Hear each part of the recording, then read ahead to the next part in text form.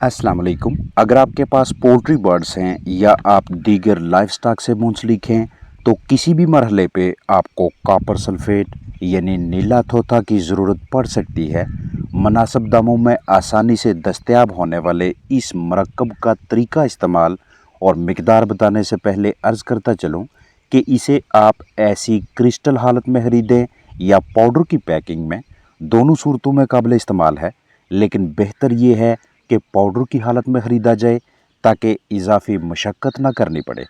Copper sulphate यानी नीला थोथा को बतौर एंटीबायोटिक इस्तेमाल करना हो या पानी की सफाई करनी हो, फफूंदी यानी फंगस का खात्मा करना हमारा मकसद हो, या कमज़ोर जानदारों की अच्छी नशोनुमा करवानी हो, सोकड़ा से निजात दिलवाना चाहें या हर की आवाज़ें ख़त्म करके परिंदों के मदाफ़ती निज़ाम यानी इम्यून सिस्टम को मजबूत करना हो, किसी भी सूरत में हम नीला थोथा को पानी में मिक्स करके, ग़िज़ा में शामिल करके या स्प्रे करके मुस्बत नताइज ले सकते हैं। नीला थोथा पानी में हल करके मुतासरा परिंदों को पिलाना हो या हम इसे मुख्तलिफ मसाइल अमराज से बचाव के लिए इस्तेमाल करवाना चाहें तो इसके दो बुनियादी तरीक़ाकार होंगे। पहला तरीक़ाकार, प्लास्टिक का साफ़ सुथरा बर्तन लें, उसमें 5 लीटर ताज़ा साफ़ पानी भरें, फिर इसमें पूरा पैकेट कॉपर सल्फेट यानी नीला थोथा मिक्स करके स्टॉक सॉल्यूशन तैयार करें। अब इस स्टॉक सॉल्यूशन में से 1 चम्मच फ़ी 5 लीटर पीने के पानी में मिक्स करके जानदारों को दें, या फिर 1 ग्राम कॉपर सल्फेट 2 लीटर पीने के पानी में रोज़ाना 8 घंटों के लिए लगातार 5 दिनों तक अपने बर्ड्स को पिलाइएगा। स्प्रे करके फंगस और दीगर जरासीमों का खात्मा करना हो तो 1 लीटर पानी में आधा चम्मच नीला थोथा मिक्स करेंगे। जब आप 8 घंटों के लिए जानदारों को पानी दें तो मौसमी शिद्दत, मौसमी तनाव को, दर्जा हरारत को लाजमी मद्देनज़र रखें।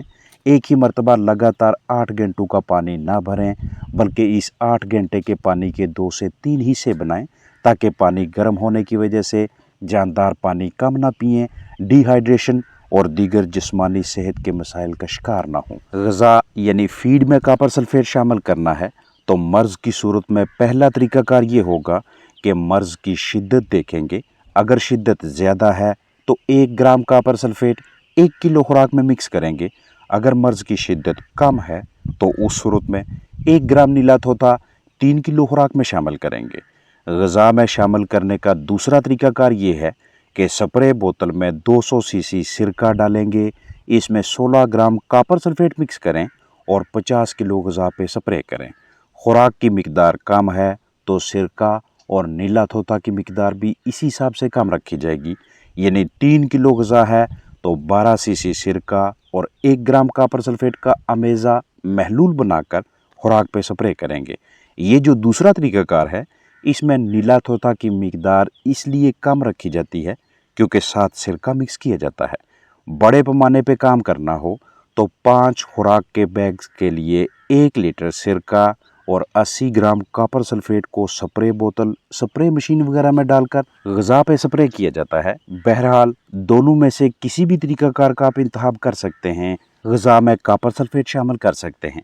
परिंदों के, जानदारों के अजसाम में कॉपर की कमी के बायस हड्डियों के मसाइल, कमज़ोर नशोनुमा, खून की कमी, परों की बेरौनकी और पतली बीठू जैसी सूरत हाल सामने आने लगती है। नन्हे चूज़ों की ग़िज़ा में कॉपर की मिकदार कम हो तो 2 से 4 हफ्तों में ही उनमें लंगड़ापन नज़र आने लगता है। कमज़ोर हड्डियां आसानी से टूटने लगती हैं, जिस्म में जहरीलापन बढ़कर उस हद तक पहुंच जाता है कि प्रोवेंट्रिकुलस और गिज़र्ड की दीवारें पिघलने के साथ साथ निज़ाम बुरी तरह से मुतासर नज़र आता है।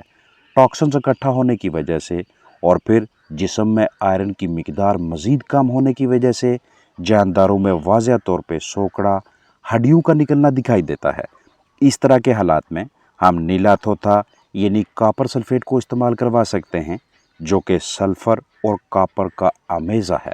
ये कॉपर सल्फेट न सिर्फ पहले बयान किए गए मसाइल का हल है, बल्कि बैक्टीरिया यानी मुज़र सेहत जरासीम में अलजी यानी कई और फफूंदी का खात्मा भी बआसानी कर सकता है। इसके दौरान इस्तेमाल एहतियात बरतिएगा, हाथों पे ग्लव्स पहनें, कम खाने पीने वाले परिंदों को ग़िज़ा या पानी में कॉपर सल्फेट शामिल करके देना, उन्हें खुराक पानी की जानब माइल करता है। पानी और खुराक के बर्तनों, पानी की लाइनों और दीगर साजो सामान की सफाई सुथराई के लिए भी कॉपर सल्फेट बेहतरीन इंतखाब है। मुंह में या कलगी पे दानों की सूरत में भी कॉपर सल्फेट मुस्बत नताइज देता है। अगर आपको अपने परिंदों के अजसाम के किसी भी हिस्से पे बगैर किसी खास शक्ल के जर्द, काले, भूरे या गंदमी रंगत के दाने नजर आते हैं तो एक मरतबा आपकी सोच फफूंदी की जानब लाजमी जानी चाहिए कि इसका ज़रिया कौन सा है। ज़रिया कोई भी हो, अलामात ऐसी ही होंगी जैसी आप देख रहे हैं। जल्द से जल्द उस ज़रिए सोर्स को ढूंढकर ख़त्म करके फफूंदी की अपने परिंदों तक रसाई को रोकना है। जो फंगस या फफूंदी जानदार के जिस्म में जा चुकी है और अंदर से मुख्तलिफ अज़ा की खराबी का बायस बन रही है, उसे आपने मुकम्मल तौर पे ख़त्म करना है। फंगस का ज़रिया नीचे मौजूद बिस्तर या ग़ज़ा या हैचरी से या ऐसी चीज़ खाने से भी हो सकता है कि जिस पे बहुत ज़्यादा फफूंदी लगी हुई थी। आप जो भी बिस्तर बिछाएं, पहले सूरज की हरारत में उसे अच्छी तरह से खुश्क करके फिर डेटोल या ACV यानी एप्पल साइडर विनेगर, सेब का सिरका और बेकिंग सोडा या फिर किसी दूसरी अच्छी जरासीम कुश दवा का तसल्ली से स्प्रे करें और फिर इस्तेमाल में लाएं। यहाँ पे इन चिकन्स के लिए फंगस का फफूंदी का सबसे बड़ा ज़रिया इनकी खुराक है। चाहे ये फैक्ट्री या दुकान से ही इसी तरह की ख़राब फीड आई है या यहाँ पे इन्होंने फीड अपने पास लाकर इसकी अच्छी तरह से ज़हीरा अंदोज़ी नहीं की। जैसे ही ग़ज़ा पे सब्ज़ रंग की सब्ज़ी माइल इस तरह की नशोनुमा दिखाई दे या सफ़ेदी नज़र आए, जिसे आप चिटियाई वगैरह का नाम देते हैं, या फिर किसी और मिलती जुलती रंगत के ख़राब दाने दिखाई दें, तो वाज़ेह मतलब होगा कि अब ये खुराक काबिल इस्तेमाल नहीं रही। इसकी कोई भी वजह हो सकती है, चाहे हमारी गफलत का नतीजा हो, नमी हद से तजावज़ कर जाए, या खुराक फ़र्श के साथ काफ़ी देर तक अटैच रही, पड़ी रही, या काफ़ी दिनों तक खुराक दीवार से लगी रही और खुराक में फंगस की नशोनुमा होने लगी है। और अब इसकी आपके चिकन्स के अजसाम में दाखिले के बाद ख़तरनाक अलामात नज़र आने लगी हैं। जिल्द के मुख्तलिफ हिस्सों पे दाग, धब्बे, दाने दिखाई दे रहे हैं। ये दाने इन परिंदों के लिए मुसलसल तनाव दबाव का बायस हैं। इनकी वजह से परिंदों का जिस्मानी दर्जा हरारत बढ़ जाता है। चिकन्स बुखार में मुब्तला हो जाते हैं, जिसकी वजह से जिस्म के मुख्तलिफ हिस्सों में वक्फे वक्फे से दर्द होता रहता है। फिर नतीजा ये निकलेगा कि मुतासरा जानदारों का खाना पीना कम होगा, दिन ब दिन कमज़ोरी दिखाई देगी, मदाफ़ती निज़ाम यानी इम्यून सिस्टम कमज़ोर पड़ेगा और एक वक्त ऐसा आएगा कि जब फार्मर को मुआशी नुकसान का सामना करना पड़ सकता है। लिहाजा बुखार से निजात दिलवाने के लिए ब्रूफिन या एरिनेक इस्तेमाल करवाएं और दर्द से निजात के लिए भी ब्रूफिन या एरिनेक ही सस्ता और मौसर इंतखाब है। मुंह खोलकर फंगस की नशोनुमा चेक करें, क्योंकि अगर मुंह के अंदर की जानब दाने बनना शुरू हो गए तो तब खाना पीना बिल्कुल ही ख़त्म हो जाएगा, यानी जानदार कोशिश के बावजूद खाने पीने निगलने में नाकाम रहेंगे। इस मरहले पे चिकन्स के इर्द गिर्द आसपास मौजूद तमाम अशिया, मुकम्मल साजो सामान, खुराक पानी के बर्तन, बाल्टी, बम्बू, रैकर, नीचे मौजूद बिस्तर, डंडे और दीगर तमाम आलात बाहर निकाल कर पहले अच्छी तरह से साफ़ करें, धोएं, सूरज की रोशनी में रखें और आखिर में फंगस के खात्मा के लिए अच्छा सा मटीरियल इस्तेमाल करवाएं, ताकि फफूंदी की मज़ीद ग्रोथ, नशोनुमा का खात्मा यकीनी बनाया जा सके।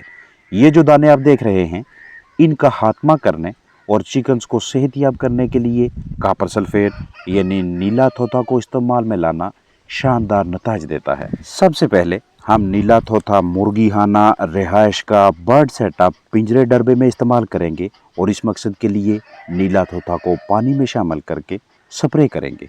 बाज़ार से लगभग 500 रुपये में 1 किलो कॉपर सल्फेट मैसर होगा। आप मुतासरा जानदारों, बर्ड्स, मुर्गियों की तादाद के हिसाब से 20, 30, 40 या 50 रुपये का कॉपर सल्फेट ख़रीद लें। अगर बड़े टुकड़ों की सूरत में मिले तो ग्राइंड कर लें, पीस लें और पाउडर बना लें।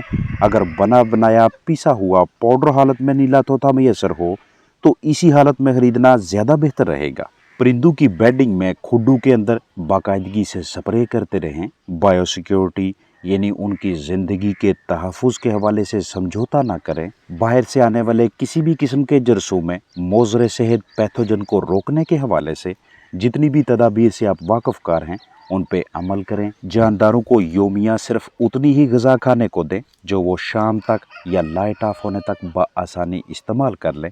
बर्तनों में खुराक ना बचने पाए। बिस्तर को रोज़ाना की बुनियाद पे चेक करें। चिकन्स के बर्ताव पे खास नज़र रखें और फंगस फफूंदी का कोई भी ज़रिया कीमती चिकन्स तक ना पहुँचने दें। अपना ख्याल रखें। अस्सलाम वालेकुम वरहमतुल्लाहि वबरकातुहू।